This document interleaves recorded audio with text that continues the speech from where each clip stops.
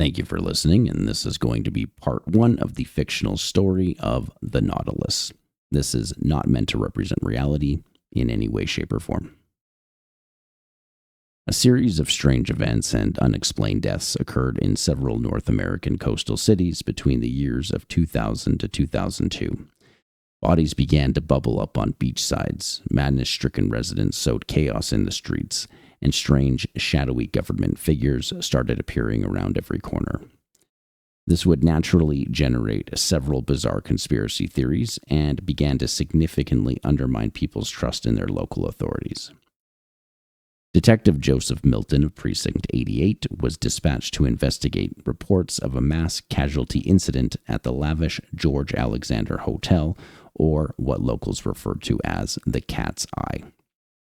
The Cat's Eye had a reputation of attracting both the rich, beautiful, and well-connected, and was infamous for being a place where things would happen, good, bad, and ugly. When Joseph arrived on scene, he spoke to the hotel manager, who would describe the scene as being like an orgy for the dead. Upon entering the room, Joseph would find a mass of bodies piled on top of each other, 14 in total. The bodies were sickly and pale, yet were fresh and moist. There was the distinguishably harsh scent of sulfur in the air, and a rankness that overpowered the senses, as if these bodies had been rotting far longer than they had been dead. There was a strange jelly-like substance that lay haphazardly throughout the room, glistening purplish black in hue. Joseph would collect samples to be examined back at the lab and would complete his investigation. His initial theory was that this was a mass suicide, as it appeared to be the only logical explanation. However, as the investigation deepened, things would begin to become much stranger. The biggest oddity of the whole scene was the copious amounts of fruit that lay strewn about the room. Half-eaten and rotting melon, grapes, figs, pears, apples, and whatever else you could grow from a tree. It appeared that whatever was happening in this room, the consumption of fruit was of primary interest to the participants. Autopsies on the bodies would show several pustule growths on the inside that had grown so large they began choking vital organs, even growing attached to them in some cases. Upon removing the pustules, it was noted they were filled with a purple mucus that appeared to be of the same chemical makeup as the jelly-like substance that had been littered throughout the room. It was noted that the substance was organic in nature and was filled with dangerously high levels of harmful bacteria.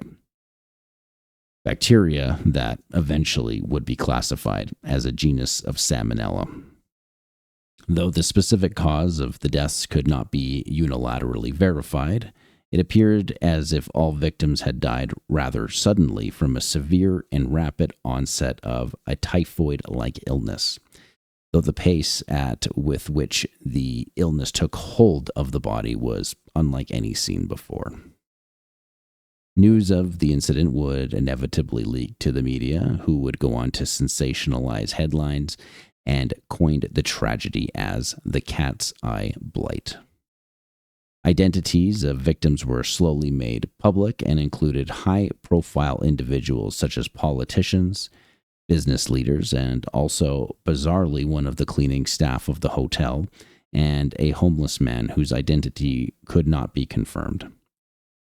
Between the Cat's Eye Blight and the increasing number of oddities occurring throughout the seaside city, a formal homicide investigation would be opened, with Detective Joseph Milton at its helm.